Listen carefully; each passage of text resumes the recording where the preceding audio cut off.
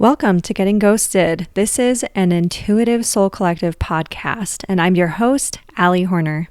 Welcome back, everyone. This week, we're going to be talking about being in the right place at the right time. So following your intuitions and nudges and guidance so that you can get where you need to be right when you need to be there. First and foremost, I wanted to mention that I am opening up the Snail Mail Club. I'm super excited about this. I have been working on it for a while and really thinking about trying to be intentional about what I want to include in this Snail Mail Club, because if it's going to be like this monthly mail club thing, I want to make sure that it's really well done, that you guys are really enjoying it, and that it feels really intentional and exciting, that it feels like really fun. I want you guys to have the feeling of like when we were younger, rushing home, and rushing to the mailbox and finding something really special there waiting for us, that it just feels like you're in this special little club and getting something just for you, almost like you're getting a letter from a pen pal. And so I'm so excited to have this set up. And my goal is to have the first edition go out at the end of March. And so to start shipping them by March 20th, so that everyone's getting theirs, if not sooner, so that everyone's getting theirs before the end of March, just because March to me feels like it is really the beginning of the new year.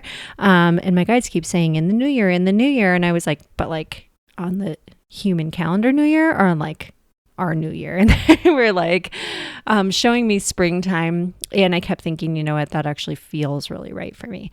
So I'm excited for that. I'm excited to get going. And on kind of a fun little note, we will have some really cool, it's going to be based around spiritual stories, and almost like as though you're sitting around the campfire telling not just spooky tales, but also really heartwarming tales, talking about angel encounters, all those things that you could do sitting around the campfire or sitting around the bonfire with your friends and your besties when you were younger.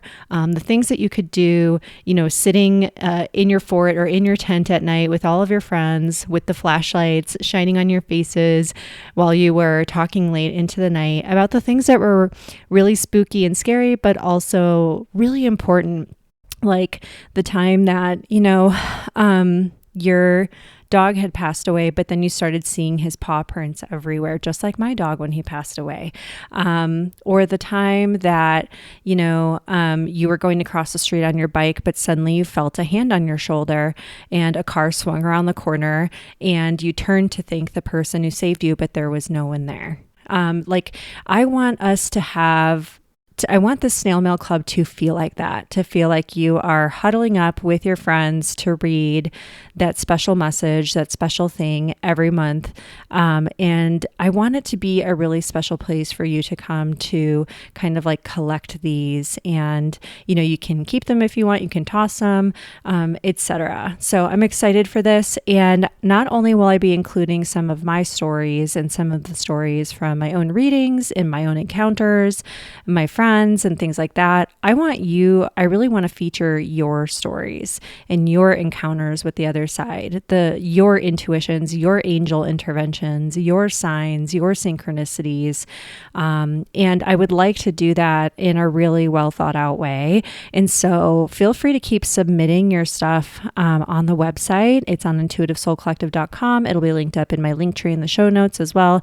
And in addition, feel free to jump on the Snail Mail Club waitlist. My goal is to keep this really affordable for everyone, but I am so excited about it, and I just think it'll be something that's going to be like a really fun thing to do.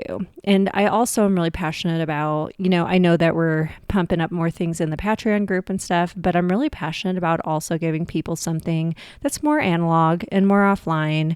And so the guides and my teachers on the other side keep saying they want to drop in some fun games and spiritual scavenger hunts for you guys in the monthly snail mail, along with different tips and things like that you'll get, as well as messages from them, channeled messages, and all sorts of cool stuff. So feel free to sign up for the wait list, and then we will get everything up and rolling pretty soon here, and start to get enrollment rolling so that I know how many people I have to ship to by mid-March. All right, getting started on our topic for today, we're going to talk about being in the right place at the right time, which we could also call getting in the flow, or we could also call trusting your spidey senses, trusting your nudges and intuitions, trusting your inklings, or being led and guided by spirit. So if there's anything I know about the other side, it's that they love to leave little breadcrumbs for us to follow.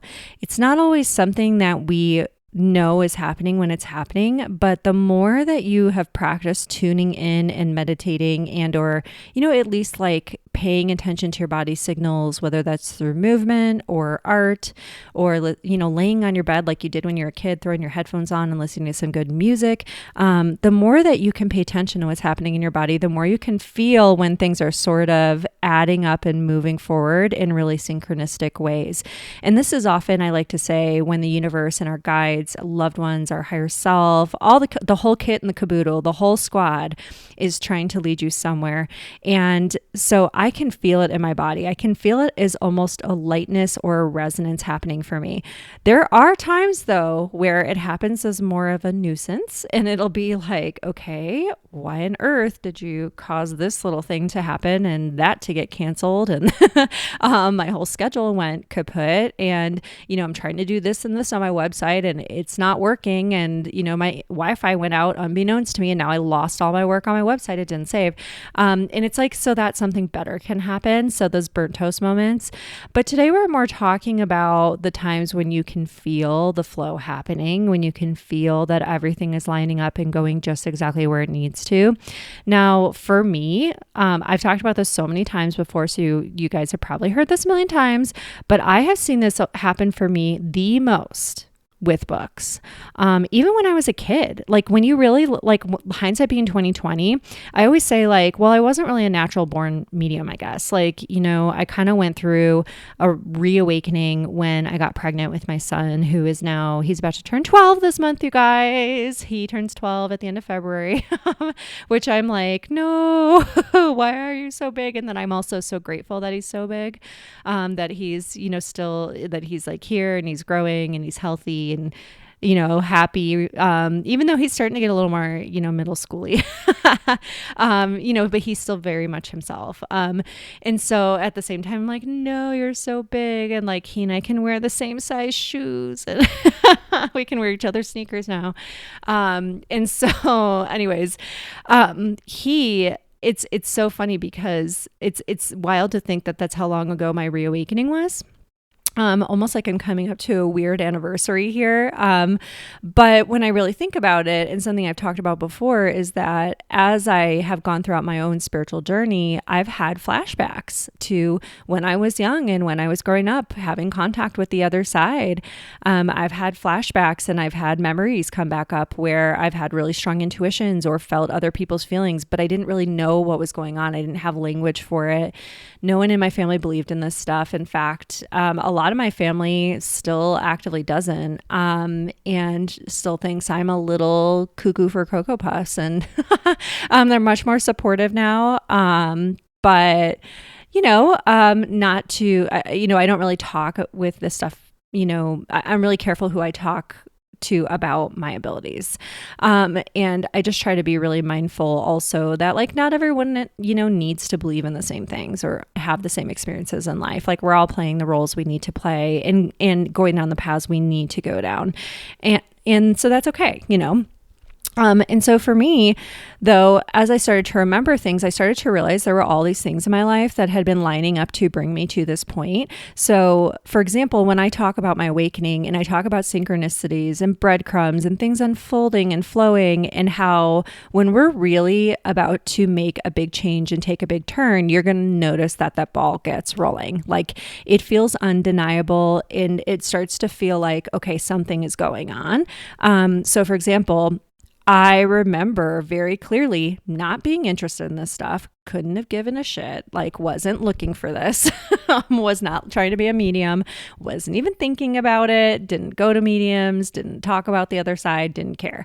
Okay. And I had been like that pretty much all throughout my 20s. Okay. And I had even had like an NDE experience that I had like almost entirely blacked out. Again, didn't know what it was. Didn't hear about NDEs until I got into my 30s.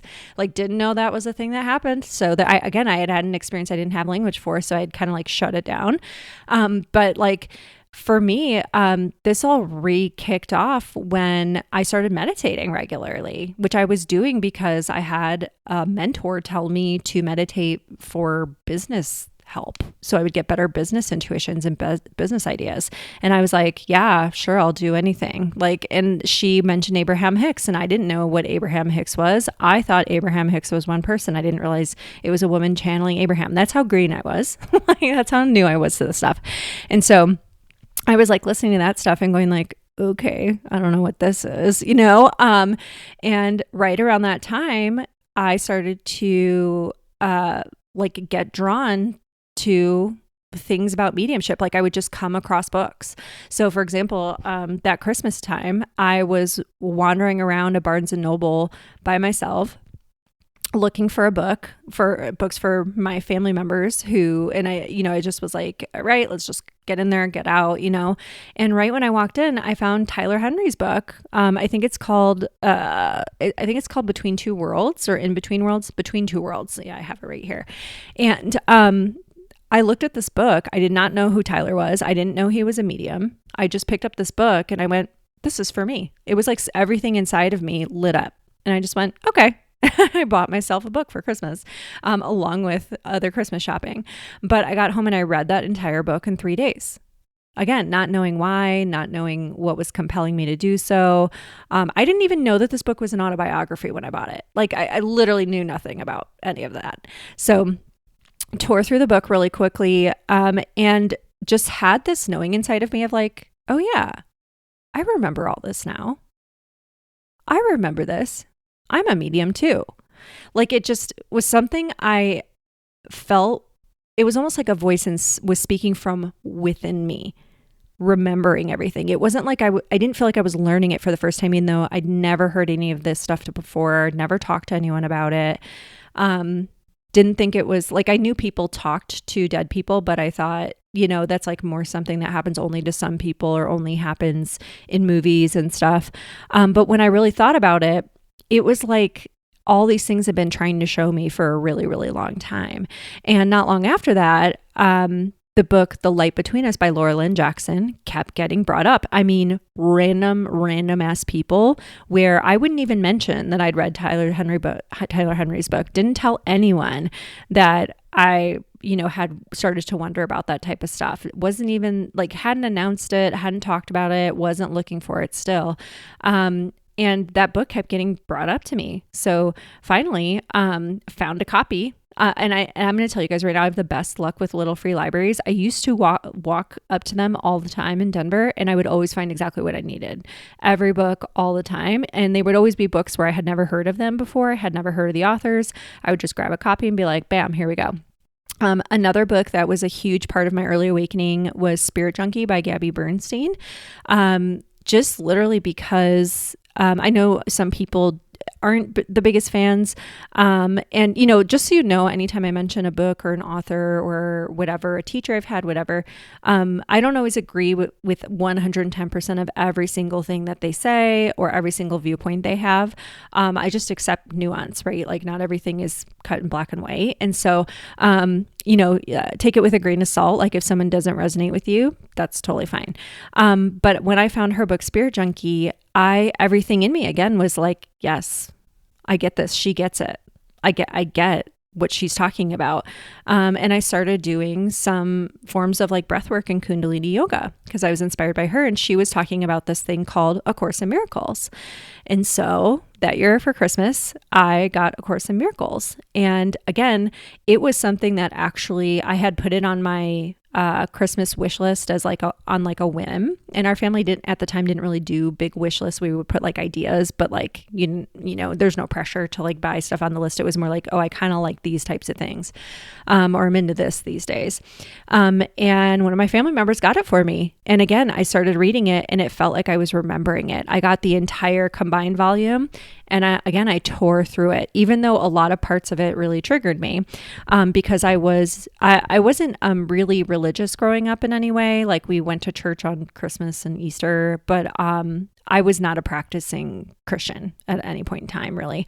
And that book really helped me a lot with, there were a lot of concepts in there, like one thing they talk about is that minds are joined. So it talks about collective consciousness and telepathy. It gives a lot of meditation techniques, like essentially you start to realize that you're starting to deconstruct a little bit, especially if you came from a Christian background. And a lot of people don't realize how much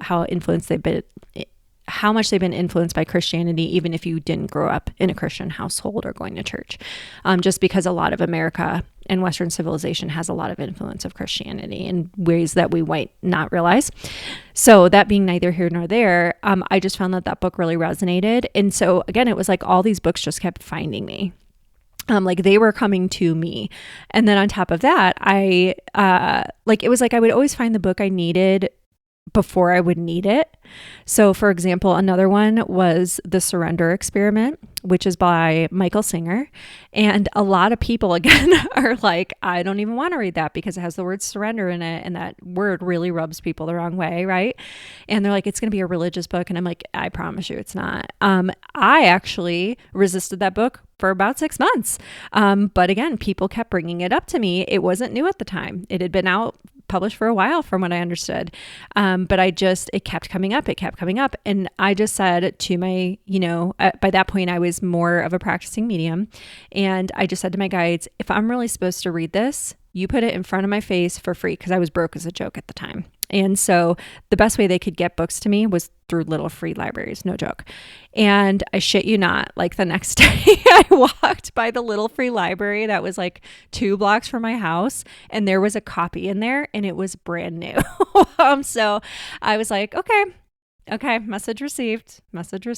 I got it. And of course I tore through that one and I went, oh my God, how did I not read this before?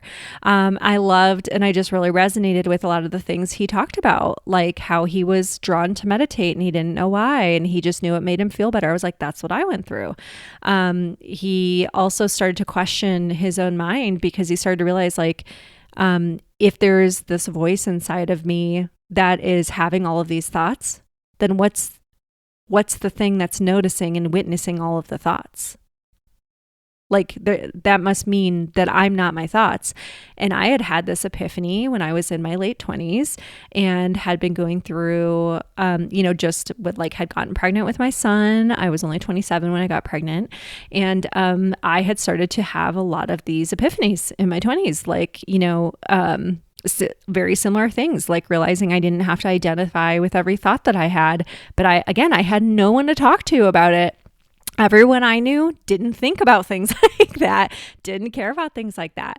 But it was wild, because all these books would just find me, right at the right time before I even knew that I needed them.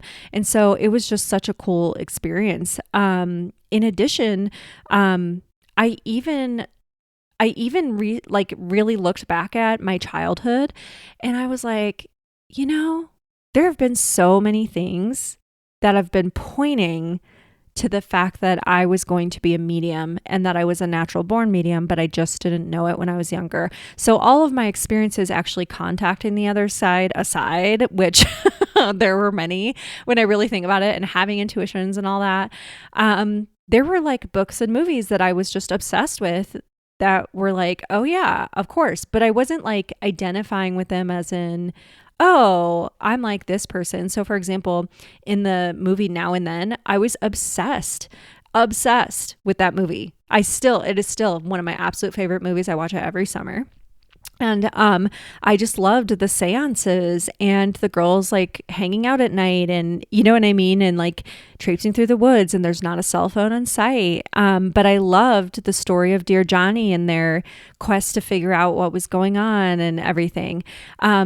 I just found it like I just was like, this is like me and my friends. I loved, sitting around the campfire, telling campfire stories with my friends. It was my favorite thing that we did when we went on vacation, or when I was on swim team when I was growing up, and all the girls would stay up late at night and have sleepovers after swim meets. And we would like get, huddle up in our sleeping bags with our little flashlights, and we would like tell spooky stories and tell ghost stories and talk about experiences like that late into the night. Like, you know what I mean? And so I started to realize like I had been obsessed with like Goosebumps and Fear Street. There was even a Fear Street book that I was obsessed with called The Face.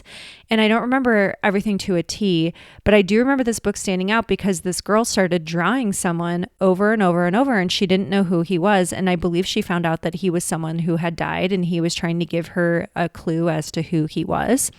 I don't remember the whole plot of that, but when I was in high school, I started drawing and sketching this man over and over and over and over and over. I still have the sketchbooks at home at my parents' house. I'd have to go grab them, but and I'll post it in my Patreon group if I can find it. But I'd started sketching this person over and over and over, and I didn't realize until later, like, oh, he's dead. He's a dead person. Like, one of my friends was like, "Why are you sketching my dead cousin?" And I was like, What do you mean? What do you mean? And I felt awful because I was like, I didn't know that this is your cousin, but it was her dead cousin. Like, I was literally like, I don't understand what this is. I just started sketching this. I don't know. And so the most bizarre shit started. Like, I started to really realize like that there had been breadcrumbs left everywhere, if you know what I mean. And so I always think about this type of stuff, how there's so many things that happen in our lives that add up. And when we don't always get it until later on. We don't always see until we look back in time and we realize that, like hindsight being 2020, there were so many things that were just adding up as we went along. There were so many things that were just unfolding. And while there is so much free will, there were like seeds being planted all the time of who we were meant to become, or rather what skills we had within us, or what natural abilities, what we're here to be or do or have. There's always those seeds being planted. There's always those signs. And so for me, it was just a lot of these synchronicities and signs came through books, because I was most likely to, be hanging out, reading a book. That's what I loved to do. Or watching a cute little 90s kids movie, about whatever else. I was even thinking about the book, The Dollhouse Murders, lately, and how I don't want to spoil plots, but I was always like, man, I was so drawn to these types of books as a kid. And I just thought, I just like ghost stories, what kids don't, and I even have one that's called like Scary Stories for Kids or something like that. It's not the regular Scary Stories anthology books.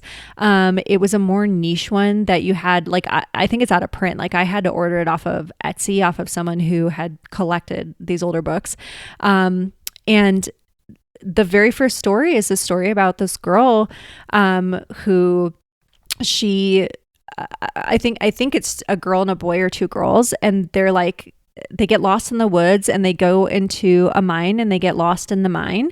And then all of a sudden she smells her grandpa's cigar smoke or tobacco smoke. And that's what leads her out of the mine. And they get out of it and they see him at the top, waiting for them. And they get out of this mine after being lost all day long and starting to get really scared. And they get home and find out that her grandfather had died earlier that day. So there's no way he could have been there. When I read that story, I just went, oh my God, I was reading shit like this as a kid, not even remembering or thinking about it. So the signs were there. You know what I mean? The signs were there. The other side was trying to tell me, I can only imagine how many times they were like, and she's so close. Here we go. She's going to get it. She's going to understand. And they're like, oh man, I guess we'll have to try again. And so I don't know.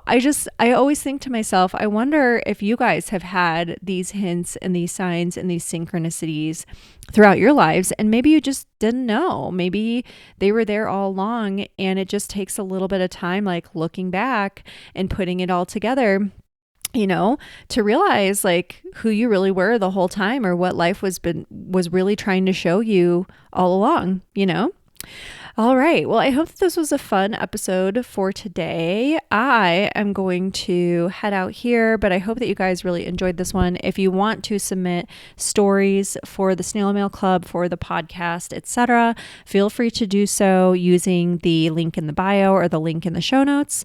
And I hope that you guys will come back and enjoy more episodes.